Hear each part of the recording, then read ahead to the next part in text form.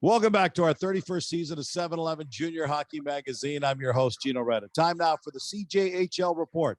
The Canadian Junior Hockey League brings together 115 teams in the 9 Junior A leagues involving over 2,500 players from right across the country. Joining us now is Manitoba Junior Hockey League Commissioner Kevin Saurette. Kevin, welcome to the show. Great to have you with us. Thanks for having me. I appreciate it. Nice to chat with you again, Gino. Nice to be chatting hockey and just hockey, Kev. That's the big thing. You've been the commissioner of the Manitoba Junior Hockey League since June of 2020. People will say, oh, really? Nice time for you to get involved at that level. Your timing may not have been ideal because you threw yourself right into the midst of a pandemic.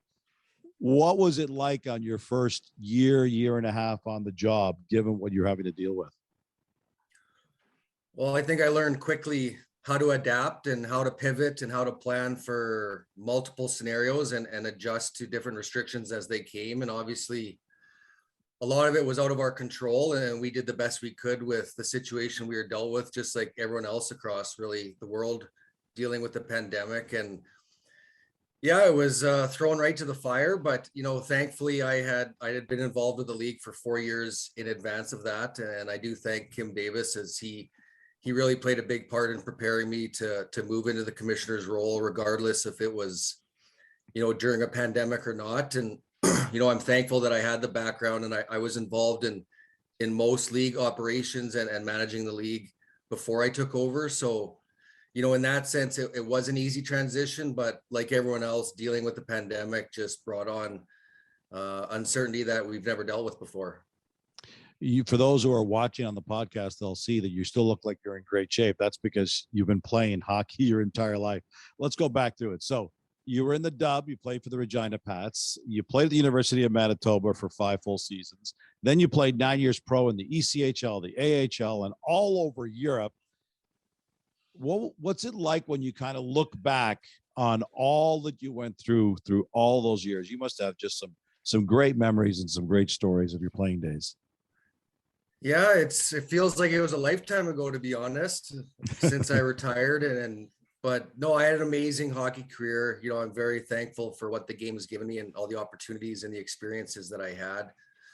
It's pretty funny as you go through the levels and you never know what's next. And at University of Manitoba, I had a great time and obviously got my education, and I wanted to try my hand professionally. And I had a good opportunity to play in the East Coast of the American Hockey League for 2 years and go up and down and, really give it those 2 years to get to the highest level I could. And I am very proud that I did make it to the American Hockey League. And, it's an amazing league and it was an amazing experience. And quite frankly, I got married that summer and we had a contract offer in Germany, and we planned to go for 1 year and do some traveling and enjoy it. And we ended up staying for almost 8 years. So it just amazing experience, even allowing me in my last year in Belfast to further my education and get my MBA was something that was really important to me, and really to set myself up for life after hockey. And I'm very grateful to that organization for providing me that opportunity as well. The great thing is you're not that far removed from playing. I think you only retired back in 2015. So how does that help you? I understand what that does in terms of helps you mentally to understand the game, but how does that help you with players and team owners and parents that you can communicate here's what's available, play in the CJHL, and here's what's available to you down the road, be it a career in the game, be it a career somewhere else in the game, education, like you got your degree in Belfast while you were playing. How does it help at that level? Well, I think it just brings a unique experience and background to this role, having played the game at a high level, played for a long time, made a profession at it. Obviously, I have a very strong understanding of the players aspect and what the players are going through and what's necessary for the players to get to the next level. Because, just like anyone, I look back and there's lots of things I wish I would have done differently. And from a commissioner perspective, I just want to make sure that as a league, we're providing these players with an elite development opportunity on the ice as well as off the ice to prepare them to be, outstanding citizens as they move out of our league. So just with my background, obviously we're always looking for ways to develop players and provide exposure opportunities for them and make them understand what is necessary to get to the next level, what's the expectations, what those scouts are looking for. And then obviously adding the player benefits and the resources that they need to quite frankly, playing junior hockey is a very, stressful situation. It can be, it could be the greatest time of your life, but everything else you're dealing with going to school, family, friends, living away from home, there's a lot of issues that those players have to carry on top of being an elite athlete and the expectations on a day-to-day basis of training and practicing and nutrition and gameplay and trying to advance to the next level. So, with my background, I think I just bring a really unique perspective to the role, and I'm definitely player centric in that area. In conversation with Manitoba Junior Hockey League Commissioner Kevin Saurette. Kev, you know what it's like. You kind of alluded to this. I want to follow up on it. You know what it's like to go through how mentally stressful it is to play this game and then to ultimately one day make a livelihood out of it, and kids who are thinking down the line like that. What are you able to do as somebody in a leadership position in a very successful big league like the MJHL in order to help the kids along this process?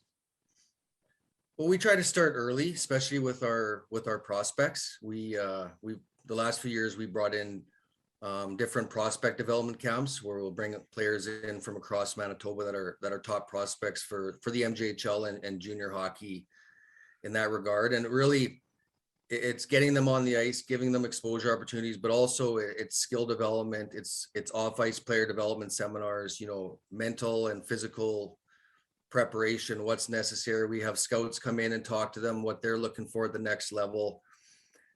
So really, we're just trying to bring a holistic approach to it, and starting with our prospects and then bringing that into our teams with different presentations that we provide them throughout the year. And obviously through the board and through meetings with our coaches, development is a major priority for our league. And that's something that we are incredibly focused on and off the ice. And it's working for you guys. You've got 3 teams right now in your league ranked in the country's top 20. Steinbach at 6, Dauphin at 14, Winnipeg at 17. Is it rewarding? How rewarding is it to see the fact that you're now being recognized nationally in your league? Yeah, I think it's a great testament to those organizations. First and foremost, I think this year we've consistently had 3 or 4 teams in the CJHL top 20, which again is great for the organizations, but it is also a great testament for where the league is at. And one of our major positives the last few years has been the parity within our league. It's every night is very, very competitive. Some nights you can't really pick who's going to win or lose. So that just creates an amazing development opportunity for the players and the coaches, because they have to be prepared every single night for a regular season game in the MJHL. And obviously that breeds an elite development opportunity for the players in an environment. And yeah, we're very proud to have 3 teams representing on the CJHL top 20, and we hope to have more moving forward. Kev, great catching up with you. I'm glad things are going so well for you. I know it was difficult timing for your transition to the role, but it certainly looks like it's working out well. Appreciate your time, and we'll talk to you again down the road. No problem. Thanks a lot, Gino. Thanks for all you do for the CJHL. It's much appreciated. Thank you. That was Manitoba Junior Hockey League Commissioner Kevin Saurette. And that wraps up this week's CJHL Report. The Canadian Junior Hockey League. Your future is here. Still inside 7-Eleven Junior Hockey Magazine, he won a bronze medal with Team Canada, the 2012 World Junior in Calgary and Edmonton. And now he's one of the highest paid D-men in the NHL. We'll check in with New Jersey Devils blue liner Dougie Hamilton in this edition of Where Are They Now? You're listening to Canada's only nationally syndicated junior hockey radio show. This is season 31 of 7-Eleven Junior Hockey Magazine. And don't forget, you can listen and subscribe to the complete podcast by checking out any of your favorite podcast platforms.